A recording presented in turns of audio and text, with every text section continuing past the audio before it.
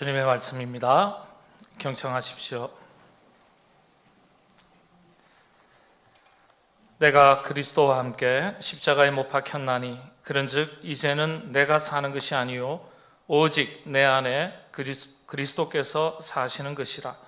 이제 내가 육체 가운데 사는 것은 나를 사랑하사 나를 위하여 자기 자신을 버리신 하나님의 아들을 믿는 믿음 안에서 사는 것이라.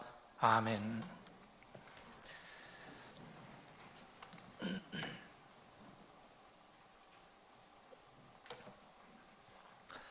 한국 사람들은 잘 웃지 않는다고 그렇게 알려져 있습니다. 사실 우리는 잘 웃는다고 생각하지만 나라마다 각 나라의 국민들을 비교했을 때 우리나라 한국 사람들은 잘 웃지 않는 사람으로 알려져 있습니다. 여러분 지난 한 주 동안 몇 번쯤 웃으셨습니까? 기억하실 수 있겠어요? 너무 많이 웃으셔서. 어렵습니까? 자, 그렇다면은 어제 하루 동안 몇 번이나 웃으셨습니까? 이것도 어려우신가 보네요. 우리가 평소 자주 웃는다고 생각할지 모르지만 연구에 따르면은 사실 우리는 하루 평균 67번, 6번에서 7번, 시간으로 셈하면 5분을 채 웃지 않는다고 알려져 있습니다. 이게 연구 결과예요. 평균치보다 웃지 못하는 분도 계시겠고 평균치보다 훨씬 더 많이 웃는 분도 계시겠지만은 어쨌든 대한민국 국민들이 하루에 웃는 횟수가 67번밖에 되지 않습니다. 80세를 산다고 가정했을 때 하루 5분을 웃는다고 해도 평생 웃으면서 보내는 시간은 101일입니다. 꽤나 긴 시간 같죠. 그런데 비교해보면 길지 않습니다. 일하는데 26년, 잠자는데 22년, 근심 걱정하는데 6년 7개월, 그리고 화장실에서 3년 반을 보내게 됩니다. 이 말 하면은 2부 때는 많이 웃으시던데 이제 오늘 한번 웃으셨어요. 이런 것들에 비하면 턱없이 부족한 시간입니다. 게다가 아시겠지만 매일 5분 정도를 꾸준히 웃는다는 것, 17번 이상을 웃는다는 것 생각보다 쉬운 일이 아니죠. 그러니까 웃음도 시간을 정해놓고 억지로라도 운동처럼 연습해야 한다는 주장이 설득력을 갖습니다. 긍정심리학의 창시자 혹은 대가로 알려져 있는 마틴 셀리그만 교수는요, 연구를 통해서 긍정적인 생각을 가진 사람이 잘 웃기도 하지만 잘 웃으면 긍정적인 생각을 가지게 된다고 말했습니다. 그러면서 웃음이라는 작은 행동 하나가 우리의 생각까지도 긍정적으로 바꿀 수 있다고 주장했습니다. 그리고 연구한 결과를 발표를 했습니다. 웃음을 가진 힘을 말하죠. 작은 행동 하나를 바꿔도 우리의 마음, 심리, 정서가 바뀔 수 있음을 말합니다. 마음이 바뀌어야 웃는 것이 아니죠. 그냥 웃으면 우리의 생각도 마음도 변화하기 시작합니다. 웃음은 우리의 삶의 태도를 바꾸고 긍정적인 생각을 갖게 합니다. 그런데 나이가 들어가면서 잃어가는 것이 하나둘씩 늘어납니다. 그 중에 하나가 웃음이라고 말합니다. 나이가 들수록 잘 웃지 않는 것으로 연구되었습니다. 웃을 일이 없더라도 그래서 억지로라도 웃으셔야 됩니다. 웃는다는 것이 결국 마음먹기에 달린 것이 아닐까 그렇게 생각이 됩니다. 여러분 많이 웃으시면서 살아가시는 여러분 되시기를 바랍니다. 웃는다는 것은 기쁨을 표현하는 것 아니겠어요? 부활절, 1년 절기 중 가장 크게 기뻐하고 감사하는 날입니다. 기독교 절기 중에 가장 기쁜 날입니다. 이렇게 기쁜 날 크게 웃고 즐거워할 수 있어야겠습니다. 하나님께서 우리에게 새로운 생명을 허락하신 날입니다. 구원의 은총을 허락하신 날입니다. 새로운 인생을 살게 된 날입니다. 새롭게 얻은 생명이니까 어떻게 살아야 하겠습니까? 하나님의 자녀 되게 하셨고 제자 되게 하셨고 구원받은 성도 되게 하셨으니까 어떻게 살아야 하겠습니까? 그에 걸맞게 사셔야 합니다. 그에 걸맞게 산다는 게 어떤 뜻이죠? 그리스도인답게 사는 것을 말합니다. 자, 그렇다면 그리스도인답게 사는 것 어떤 것이겠습니까? 예를 하나 들어보겠습니다. 우리 청년들 가운데 군 복무 중인 청년들도 있습니다. 앞으로 군 입대를 해야 되는 청년들도 있습니다. 국가의 부름을 받고 군 입대를 하게 되었습니다. 드디어 군인이 되었습니다. 똑같은 모습, 똑같은 사람인데 군인입니다. 군인이 되어 사는 것입니다. 삶의 내용이 바뀐 거예요. 군 입대를 했는데 상관이 넌 누구냐? 그렇게 물으면 네, 저는 군인입니다. 이병, 아무개입니다. 라고 대답해야 됩니다. 저는 대학생입니다. 저는 누구 집 아들입니다. 그렇게 대답하지 않습니다. 지금은 군인이니까. 이처럼 내가 누구인지를 잘 아는 것에서부터 그리스도인의 삶이 시작되는 것입니다. 그러면 그리스도인이 어떤 사람입니까? 글자 그대로예요. 크리스토스, 그리스도. 주님을 믿는 사람이에요. 예수님을 구주로 믿는 사람을 가리켜 그리스도인이라고 말합니다. 구원받은 사람이죠.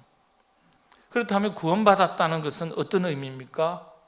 육의 사람은 죽고 영의 사람으로 거듭났다는 뜻입니다.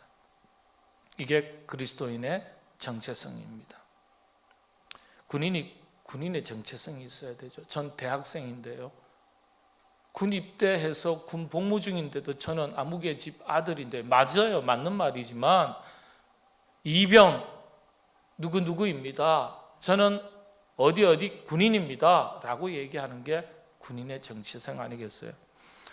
우리는 오늘 본문을 통해서 이런 그리스도인이 누구인지, 그리스도인 다움이 어떤 것인지 그 정체성에 대한 대답을 정확하게 찾아볼 수 있습니다.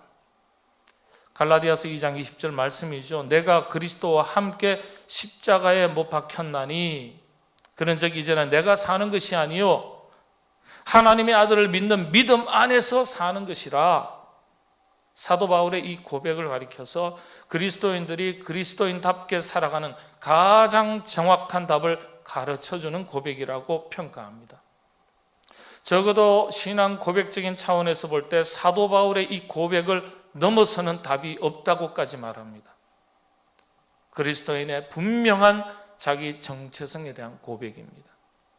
사도 바울은 분명하게 주의 십자가에 자신도 주와 함께 못 박혔다고 고백합니다. 죽었다는 거예요. 주님께서 십자가에서 죽으신 것처럼 자신도 죽었다는 거예요. 그리고 주님께서 다시 부활하신 것처럼 자신도 믿음 안에서 다시 사는 것이라고 고백을 합니다. 이 고백이 무슨 고백입니까? 나는 죽고 내 안에 주님이 사는 것을 말합니다. 나는 철저하게 육의 사람으로는 죽고 영의 사람으로 곧 믿음으로 살아가는 사람이 된 것을 말합니다. 더 구체적으로 어떤 삶을 말할까요? 내가 죽는다는 게 어떤 뜻이겠습니까? 본성을 따라서 살아가는 삶, 나의 욕심, 욕망, 나의 생각, 하나님을 거스르는 나의 모든 것이 십자가에서 죽으신 주님처럼 죽고 내려놓고 대신 내 안에 거룩하신 하나님의 뜻이 살아나는 것, 하나님의 뜻을 살아가는 삶의 내용이 회복되는 것, 주의 영 성령이 나를 주장하시고 내가 꿈꾸는 인생을 살아가는 것이 아니라 하나님의 부르심의 거룩한 뜻을 살아가는, 거룩하신 뜻을 따라서 살아가는 사람이 되는 것을 말합니다. 이게 진짜 그리스도인이고 진짜 제자이고 진짜 일꾼이죠. 그런데 그런 것들이 여러분 한꺼번에 자기 자신을 다스리고 죽인다는 게 그게 쉬운 일이 아니지 않습니까? 십자가에서 주님은 한 번만에 죽으셨지만은 우리는 날마다 죽이는 노력이 필요하죠. 그래서 사도 바울이 또다시 뭐라고 고백합니까?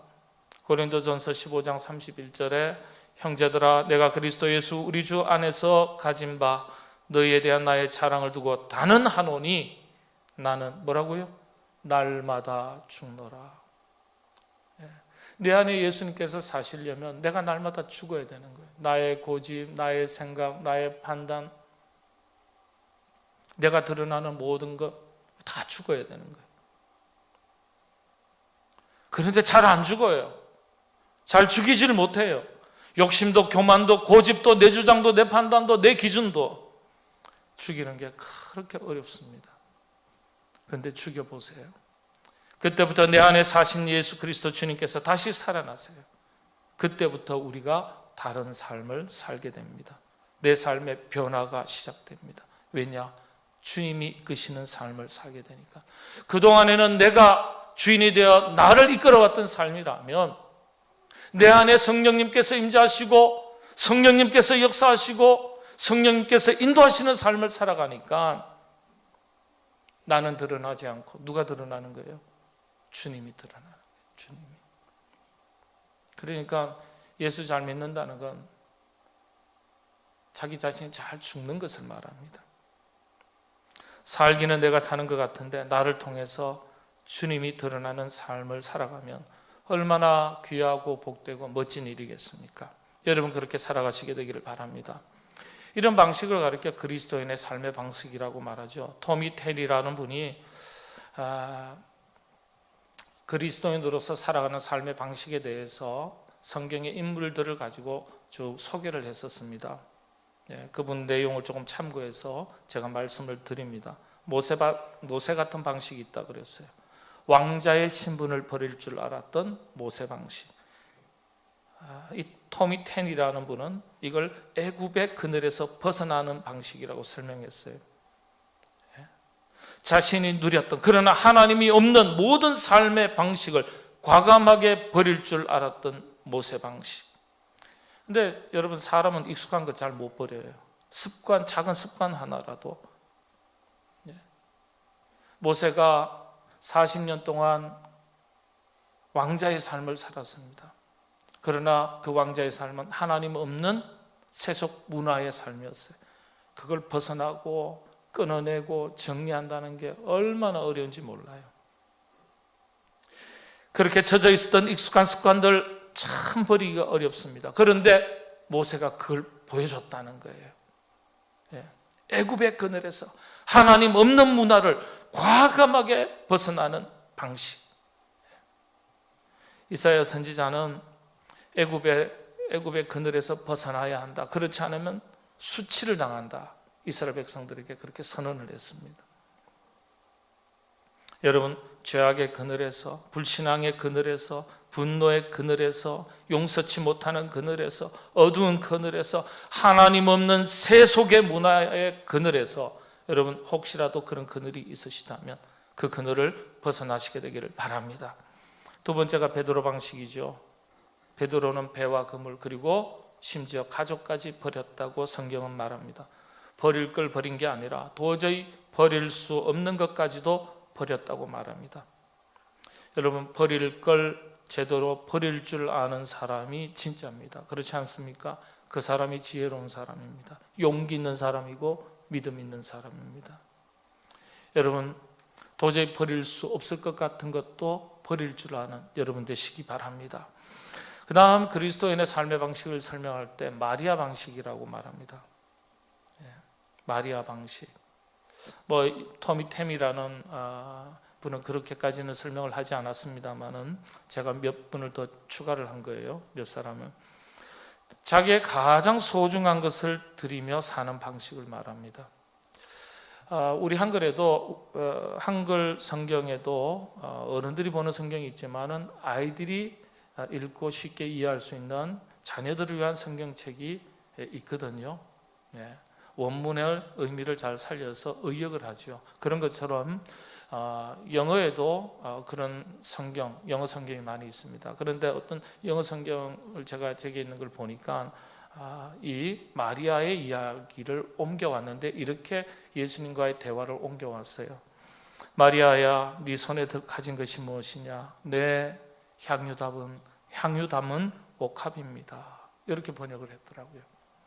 마리아야, 네 손에 가진 것이 무엇이냐? 내 향유 담은 옥합입니다. 마리아는 그걸 깨뜨려서 예수님의 발에 부었고 2000년 동안 우리는 이 향기를 맡고 있습니다. 하나님은요, 우리가 가진 것을 가지고 사용하시는 것이 아니라 우리가 드린 것을 가지고 사용하십니다. 그게 재능이든지 지식이든지 물질이든지 특별한 기술이든지 우리가 가진 것을 사용하시는 것이 아니라 우리가 하나님께 내어 드릴 때 그것을 가지고 사용하시는 거예요. 그래서 많이 가진 것이 자랑이 아니에요. 드려서 귀하게 쓰임받는 것을 자랑으로 여기시게 되기를 바랍니다. 하나만 더 하겠습니다. 다윗과 같은 방식입니다. 전쟁에 나가면 칼을 잡아야 하고 창을 잡아야 하고 방패를 들어야 합니다. 그런데 다윗은 그것을 다 내려놓았다고 성경은 벗어버렸다고 기록하고 있습니다. 대신 만군의 여호와 하나님의 이름을 잡고 나갑니다. 이게 우리가 선택해야 될 삶의 방식이라는 거예요. 그것 잡아야 내 삶이 지켜질 것 같은데 그건 내려놓고 하나님을 대신 잡는 거예요. 전쟁은 여호와의 손에 달렸다는 약속의 말씀을 붙잡은 거예요. 여러분 어떤 방식으로 살아가고 계십니까? 그리스도인은 그리스도인답게 살아야 하지 않겠습니까? 우리의 삶의 방식의 결론은요, 나는 죽고 내 안에 주님이 사는 방식입니다. 복음으로 사는 방식입니다. 이것이 부활을 맞이할 때 그리스도인들이 내려야 할 신앙의 결단입니다. 그래서 주님이 사시고 주님이 드러나는 멋진 삶을 살아가시는 여러분 다 되시기를 바랍니다. 기도하겠습니다. 주님, 우리 때문에 주님 죽으시고 우리 때문에 다시 사셨던 주님을 바라보면서 주님 앞에서 나는 죽고 내 안에 주님이 사는 그와 같은 그리스도인의 삶의 방식으로 살게 하여 주시옵소서. 연약함을 도와주셔서 성령님 우리의 기도한 대로 고백하고 결단한 대로 그렇게 살아서 열매 있는 삶을 살게 하여 주시옵소서. 예수님의 이름으로 기도하옵나이다. 아멘.